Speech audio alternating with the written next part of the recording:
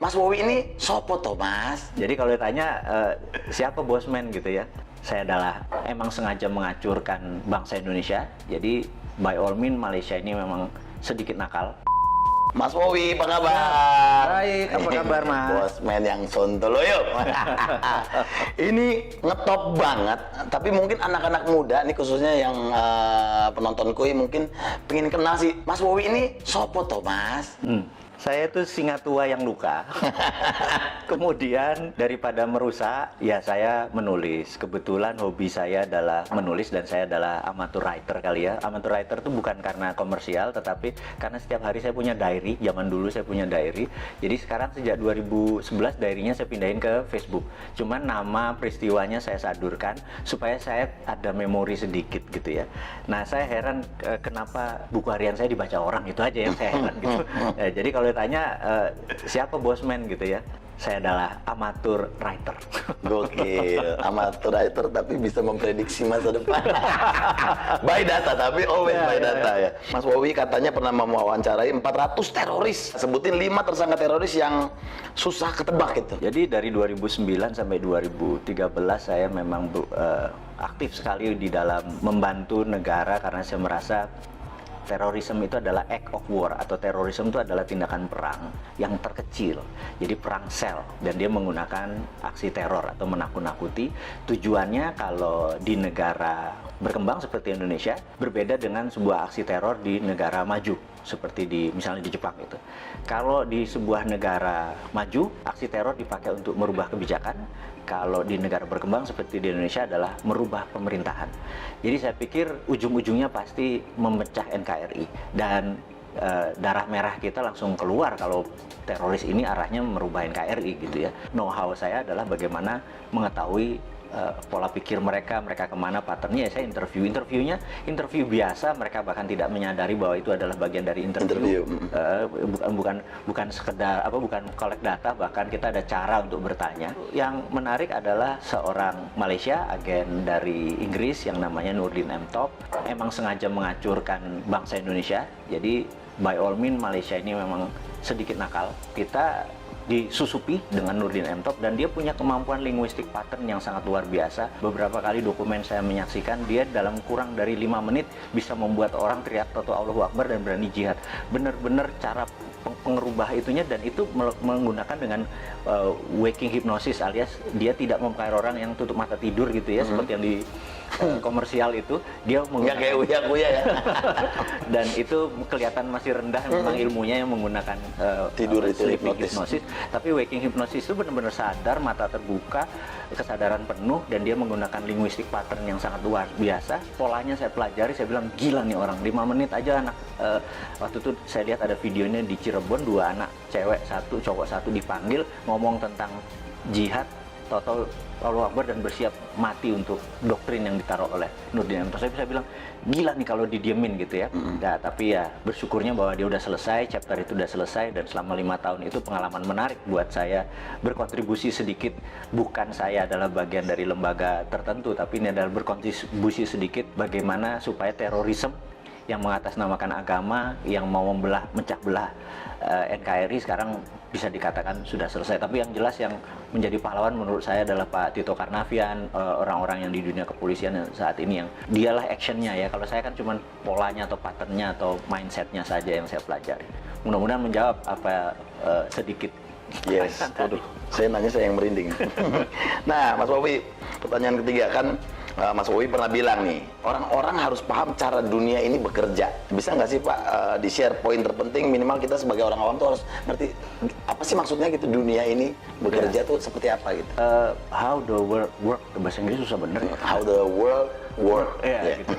Jadi tidak pernah berubah sejak tahun 45. Jadi sebelum tahun 45 dunia ini bergeser jauh, tapi setelah tahun 45 ke sini dunia ini tidak bergeser jauh. Setelah Long Telegram, ada sebuah buku yang menarik yang ditulis George Kennan, di mana dia adalah menaruh foreign policy yang diatur adalah Eropa adalah negara produsen, Amerika negara produsen, kemudian Timur Tengah adalah negara energi, kemudian Afrika adalah bahan bakunya Timur Tengah, Amerika Latin adalah bahan bakunya Amerika. Kemudian Asia seperti Indonesia, Asia Tenggara, India, dan China adalah market. Kalau market itu tidak boleh miskin, tidak boleh kaya, gitu ya. Nah, kalau negara produsen harus kaya. Negara sumber bahan alam tidak boleh kaya. Bahkan harus lebih miskin daripada negara market, gitu ya. Itu memang disetel seperti itu. Suatu hari di tahun 80-an, 90-an, di mana musuh Amerika adalah Soviet, zaman presidennya adalah Ronald Reagan. Mereka fokus di Timur Tengah karena energi, dan tahun 91 Soviet rata tanah. Fokus mereka terhadap energi itu lupa bahwa ternyata China membangun manufaktur. Dan China membangun manufaktur itu bukan sendirian, dia dengan geng globalis dalam tanda petik ini ya. Tahun 80-an itu masuk ke China hanya sebagai labor murah, China membangun produksi. Nah, begitu China 20 tahun kemudian, dunia shock di tahun 2008 pada saat Olimpiade Beijing. Di situ dunia shock karena China mendadak menjadi negara produsen, dan Amerika udah telat, realize-nya, sadarnya sudah telat gitu. Ternyata Cina udah merubah dirinya menjadi negara produsen gitu. Kalau dia negara produsen, maka dia harus punya satu market, dua sumber bahan baku. Cina itu bahan bakunya dari nggak usah dijawab gitu ya. Dan negara yang jadi bahan baku itu harus miskin. Dan negara yang jadi pasarnya dia, yaitu Amerika dan Eropa, tidak boleh kaya, tidak boleh miskin. Itu disetel sama Cina sekarang. Jadi kalau pemerintah tidak paham how the work, bener nggak?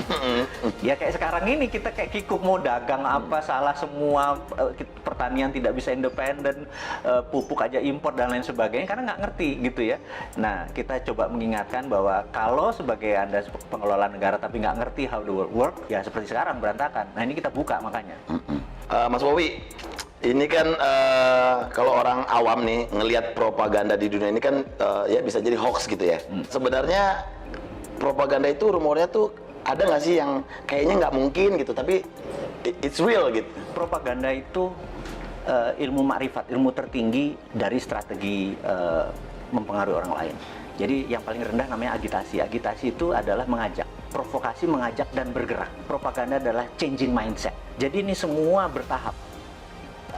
Mengajak dulu, mengajak dan bergerak, kemudian changing mindset. Propaganda itu bukan sekedar informasi satu aja, itu masih agitasi namanya. Propaganda itu changing mindset. Misalnya kita ingin Indonesia ini negaranya khilafah gitu. Ini contoh saja. Mereka punya cara melakukan agitasi, provokasi supaya nanti oh iya ya, kita harus merubah menjadi khilafah. Itu contoh propaganda. Namanya changing mindset. Jadi kalau sepotong-sepotong nggak bisa dibilang itu propaganda. Jadi harus hati-hati, sepotong-sepotong ini bagian dari pasal-pasalnya ini. Counter propagandanya pun kita udah harus siap. Gitu, ada counter propaganda. Oh, ini bagian dari propaganda, bagian dari agitasi, bagian dari provokasi, bagian dari, kita harus ada counternya. Saat ini dunia intelijen harusnya punya divisi itu. Mudah-mudahan sadar. Karena sadar itu dalam artian karena ilmu ini bergeser terus, ilmu komunikasi massa ini bergeser terus. Dulu adalah menggunakan koran, dulu menggunakan TV, dulu menggunakan radio, sekarang menggunakan apapun. Jadi sekarang ini perangnya bukan battle ground, bukan perang ground, tapi battle space. Nah, kemampuan battle space kita ini, perang di udara tadi, bukan satelitnya, bukan sekedar internetnya, bukan sekedar sosmednya, tapi kontennya ini benar-benar tidak sesederhana yang seperti kita bayangkan. Nah, di sana dokter-dokter semua, iya kan, bukannya seseorang yang ilmu pengetahuan ya. Psikologinya nggak mateng gitu. Jadi saya pikir banyak yang harus kita pelajari. Jadi sekali lagi anak-anak muda yang di bawah 40 tahun yang saya bilang nanti 4 tahun lagi berkuasa itu, kesempatan Anda belajar, karena yang tua-tua nggak mungkin belajar kan. Terlambat. Kalau sekarang yang lagi Mas Bowie dalemin, khususnya di Indonesia ini lagi ada propaganda apa sih? Saat ini yang saya lihat kita terjadi pelemahan di dalam memahami namanya sovereignty atau kedaulatan. Ekonomi kita tidak berdaulat, finance kita tidak berdaulat, bahkan sumber daya alam kita tidak berdaulat. Bisa diambil contoh gini, kita udah dikadali sama Freeport. Dikadali Freeport tuh gini, Grasberg itu adalah tambang tembaga. Kita cuma dapat koper konsentrat. Setelah diproses jadi konsentrat, dikirim anoda slime, dikirim tadi, dan kita tidak mendapatkan benefit koper konsentrat. Apa itu benefit? Begitu dia masuk ke smelter, maka outputnya adalah gold, 100 ton per tahun, platinum 50 ton, dan ada uranium dari rare earth. Kita tidak mendapatkan benefit tersebut.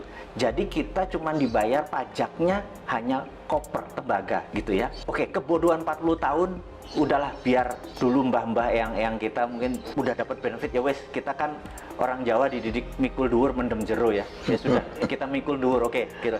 Tapi kalau sekarang rupanya ada undang-undang yang nikel. Jadi nikelnya 25%, ini lucu. Begitu dia tambang, nikelnya 25%, nggak boleh 40. Karena kalau, maksudnya kemurnian nikelnya ya, 25. Yang kita harusnya adalah kemurnian nikelnya 99,9. Tapi kalau 99,9 maka banyak yang dibuang. Dia nggak mau, dia maunya 25% aja. Kenapa? Karena 25% itu ada dua benda yang dia incer. Satu feronya, dua litiumnya.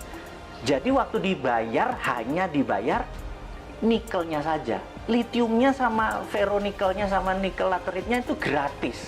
Nah, kemudian isu terakhir adalah tin atau timah yang katanya mau digitukan sama. Tapi sama Cina apa yang dilakukan? Kadar tinnya harus 25% karena di 75% itu masih ada yang namanya thorium, masih ada yang namanya osmium buat laras senjata. Dan kita cuma dibayar tin timahnya doang gitu ya. Nah, kok masih goblok sih gitu ya, cuman kita ngingetin aja gitu. Yang Mbok sekarang sudah sekian lama, ya kalau mau dibayar namanya konten dari mineral tadi yang dibayar. Litiumnya berapa, osmiumnya berapa, thoriumnya berapa, rare earth-nya. Jangan cuma dibayar pokoknya dan nilainya yang paling murah. Jadi koper tuh paling murah, nikel tuh paling murah, timah juga paling murah, stannum ya bahasa kimianya, SN biar pada inget ini. Pasti pada lupa pelajaran SMA dulu ya, SMA dulu kalau fisika tuh saya inget ada hari libur nanti kita rebus kubis Prancis HEL gitu ya, pada lupa kan pasti kan gitu ya. Nah kita sekedar ngingetin bahwa pelajaran itu penting karena biar nggak dibodoh-bodohin. Biar nggak dibodoh-bodohin. Yang kedua adalah kenapa Indonesia tadi yang jadi marketnya Cina tadi. Karena Tuhan itu sudah baik banget sama bangsa Indonesia aja yang terlalu terpesona dengan bangsa lain. Saya selalu berkali-kali cerita, bayangin ini ada bola dari plastik, transparan, kemudian bola itu kita kasih glitter, bola itu diputer. Glitter itu akan ada di lingkaran tadi. Dunia ini yang sudah miliar tahun muter itu mineralnya ada di sabuknya. Karena itu Nusantara dengan hampir sekian panjang wilayah itu menghasilkan seluruh mineral itu. Jadi 130 unsur mineral yang ada di tabel periodik itu ada semua di Indonesia. Dari mulai rare earth, tanah jarang, segala macam. Dan ini adalah hanya ada di Indonesia loh, gitu. Kenapa kita masih terpesona sama bangsa lain? Ini aja digarap. Kalau kita mau berdaulat, kita buat aja namanya metal road gitu atau mineral road gitu ya. Dulu kan ada spice road misalnya gitu, jalan rempah ya, kita jalan mineral karena kita the only country yang punya itu semua di dunia ini. Itu yang membuat generasi nanti ya, yang 4 tahun lagi berkuasa tadi, ambil itunya Jo, gitu ya. Jangan lu pikirin yang tua-tua ini. Iya.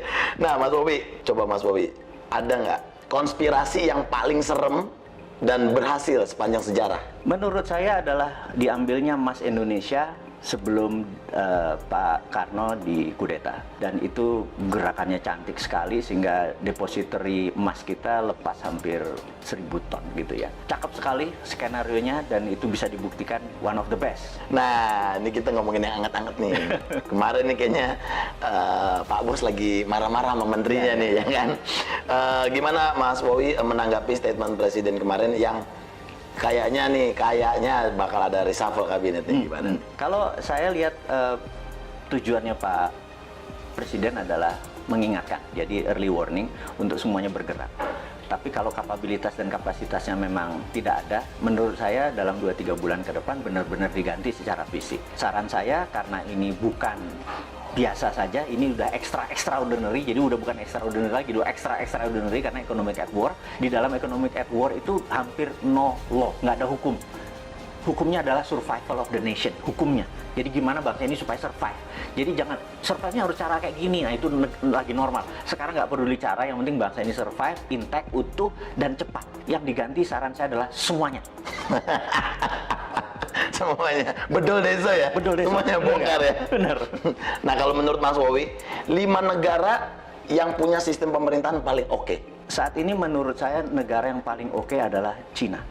Karena struktur Cina adalah single party, partainya satu, yaitu PKC, Partai Komunis Cina, dan di dunia ada 7 negara yang single party, salah satunya Meksiko. Jadi dengan adanya single party, mereka bisa orang yang menjadi pemimpin itu benar-benar orang yang memang bukan 5 tahunan, memang punya karir dari bawah ke atasnya baik. Jadi bukan komunisnya sekali lagi ya, yang itunya ya. Jangan salah persepsi ya. Kan? Karena yang single party country.